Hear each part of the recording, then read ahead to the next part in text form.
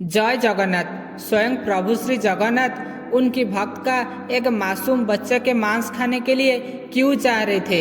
ये कहानी आप सभी को आश्चर्य एवं बार बार सोचने के लिए मजबूर कर देगा। ये कहानी ओडिशा राज्य भद्रक जिला वासुदेवपुर का है। वासुदेवपुर गांव पे एक अत्यंत सुंदर प्रभु श्री जगन्नाथ जी की मंदिर अवस्थित है। उसी मंदिर पे प्रभु श्री जगन्नाथ जी की पूजा एवं नीतिकांति के लिए रोज उसी ग्राम का एक पुजारी आते हैं। पुजारी जगन्नाथ जी को अपना स्वामी रूपे ग्रहण करके निष्ठा की सहित प्रभु श्री जगन्नाथ जी की सेवा करते थे। पुजारी की पद्मा नाम एक बेटी था। पद्मा देखने में अत्यंत सुंदर देवी जैसा लग रहा था। पद्मा पुजारी जी के साथ रोज जगन्नाथ मंदिर जाता था और मंदिर पे पिताजी जैसे पूजा करते थे उसी को देखकर ठीक ठीक से याद रखता था एवं घर आकर घर पे विराज हुए प्रभु श्री जगन्नाथ जी की ठीक ऐसे ही पूजा करता था। एक दिन पद्मा पिताजी के साथ मंदिर पे था और पिताजी को पूछा, पापा आप क्यों कौड़ा ठाकुर जी की इतना पूजा करते हैं? बाकी लोग किसी ने भी ऐसे पूजा नहीं करती, परंतु वो सब हमारा जैसे खुशी पे है। फिर हम पूजा करके भी उनकी तरह है तो पूजा करके क्या लाभ है? पुजारी जी पद्मा को बोले, हर कोई प्रभु का भक्ति नहीं कर पाएगा, इसीलिए खुद को भगवान की श्री चरण में समर्पित करना पड़ेगा और अपने पास जो कुछ भी है सब उनकी दया से मिला है। हम उसी से बहुत आनंद से रहते हैं। अगर तुझे कुछ ज़्यादा चाहिए तो तू प्रभु श्री जगन्नाथ जी की निष्ठा से भक्ति कर ले और जो चाहिए उनसे मांग ले। कौड़ा ठाकुर जी के पास जो भी कुछ होगा वो सब कुछ तुझे दे देंगे।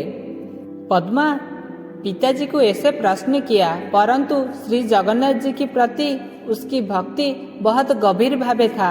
इसीलिए पद्मा की विश्वास था कि एक दिन स्वयं प्रभु श्री जगन्नाथ भोजन के लिए अपना घर आएंगे। इसीलिए पद्मा प्रतिदिन भोजन के समय एक तरफ उसके लिए और एक तरफ प्रभु श्री जगन्नाथ के लिए रखता था और बोलता था, हे प्रभु जगन्नाथ आइए भोजन ग्रहण करेंगे। परंतु श्री जगन्नाथ नहीं आते थे, इसीलिए पद्मा की मन बहुत दुखी रहता था। ऐसे ही पद्मा की उम्र बढ़ता जा रहा था, इसीलिए उसकी विवाह की प्रस्तुत चल रहा था। एक अच्छा परिवार का संस्कारी युवक के साथ पद्मा की विवाह संपन्न हुआ।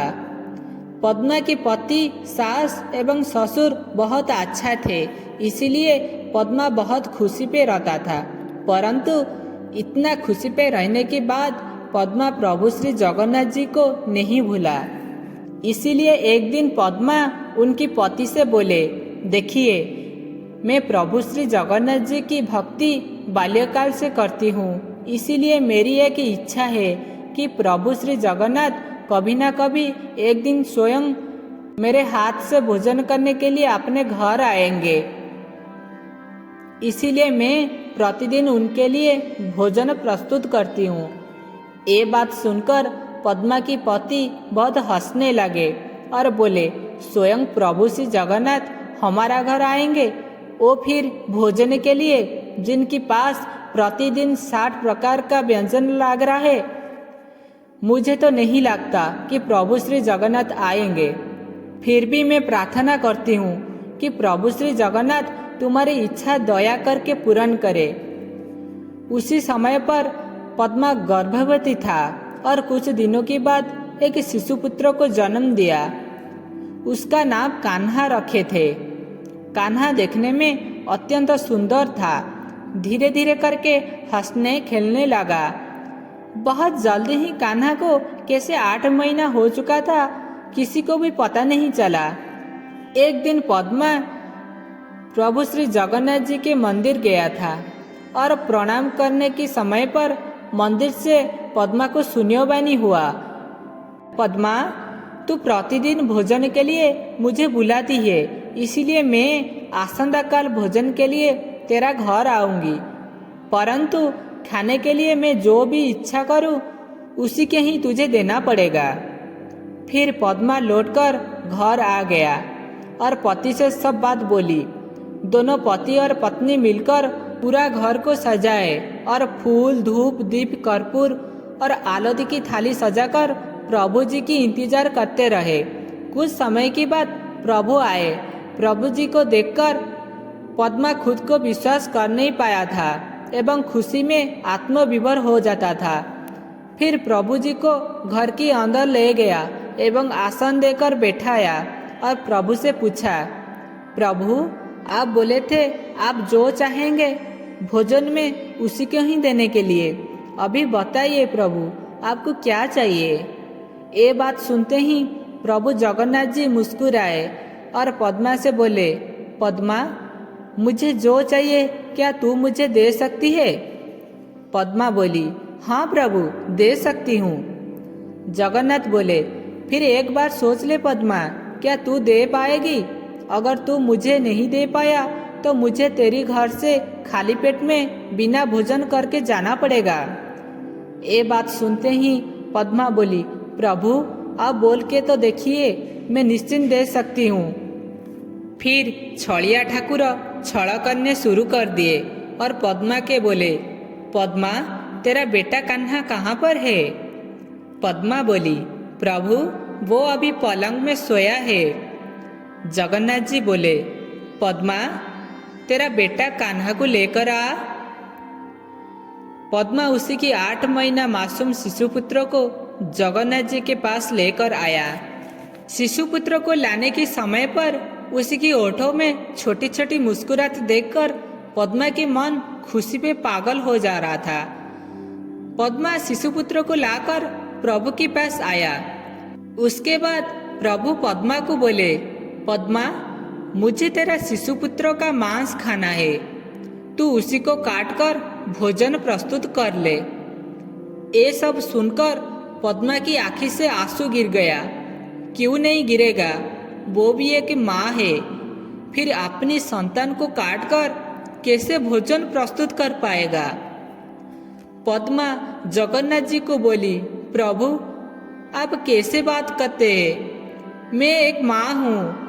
जगन्नाथ जी बोले, मुझे तेरा पुत्र की मांस भोजन करना है, नहीं तो मैं चला जाऊंगी। प्रभु बिना भोजन में चला जाएंगे, ये दृश्य पद्मा कैसे देख सकती है। इसीलिए प्राण से प्रिय मासूम पुत्र को लेकर भोजन प्रस्तुत करने की आरंभ कर लिया। फिर भोजन बना के प्रभु के पास भोजन की थाली प्रस्तुत करके भोजन के आरंभ के लिए प्रार्थना किया। परंतु जगन्नाथ जी बोले, सिर्फ मेरे लिए ही भोजन लाया है, तेरे लिए और तेरे पति के लिए भी भोजन ला। ये बात सुनते ही पद्मा बहुत जोर से रोने लगा, क्योंकि वो एक माँ है, अपनी संतान की मांस कैसे खा सकती है। फिर भी प्रभु की आदेश हेतु भोजन थाली लाकर दोनों पति और पत्नी प्रभु के पास बैठे। फिर प्रभु पद्मा को पूछे, पद्मा तेरा बेटा कान्हा कहाँ पर है? इतना ही बात सुनकर पद्मा जगन्नाथ जी से बोली, प्रभु आप कैसे परीक्षा लेते हैं, मैं और बचना नहीं चाहती हूँ, मैं आत्महत्या कर लूँगी प्रभु, मैं आत्महत्या कर लूँगी। प्रभु थोड़ा मुस्कुराते हुए कान्हा को पुकारे, कान्हा कान्हा। आश्चर्य की दृश्य है, कान्हा घर के अंदर से खेल खेल के पद्मा के पास आया।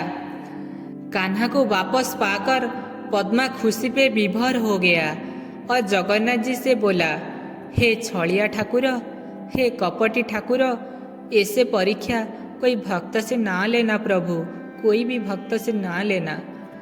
प्रभु मैं जानता था आप जो भी करते हैं वो मेरा मंगल के लिए, इसीलिए आपके ऊपर अखंड विश्वास रखकर मेरा बेटा को भी काट लिया, क्योंकि आप अंतिम में कुछ करेंगे। यही भरोसा रखकर मैंने मेरा प्राण का प्रिय मेरा बेटा को भी हरा लिया था प्रभु, हरा लिया था। कठिन से कठिन परिस्थितियों से भगवान भक्तों की रक्षा जैसे करते हैं, फिर कठिन से कठिन भक्ति का परीक्षा भी लेते हैं। वो भाव विनोदिया ठाकुर भक्त वत्सल हरि, भक्त वत्सल हरि। वो वाला भक्त की दुख कैसे देख सकती है, कैसे देख सकती है। आप सभी को भक्त और भगवान जी की दिव्य लीला कैसे लगा निश्चिंत रूप से जनाएंगे। अगर मैंने कुछ गलत किया होगा तो दया करके मुझे क्षमा कर देंगे। आगे ऐसे सुंदर सुंदर भक्त और भगवान जी के दिव्य लीला के बारे में जानने के लिए हमारा चैनल को सब्सक्राइब, लाइक एवं वीडियो को शेयर कीजिए। अगर आपके पास ऐसे सुंदर और दिव्य अनुभव है तो आप इस ईमेल आईडी में भेज सकते हो। हम आपके अनुभव को हमारा चैनल के माध्यम से प्रसारित करेंगे। जय जगन्नाथ, जय जगन्नाथ, जय जगन्नाथ।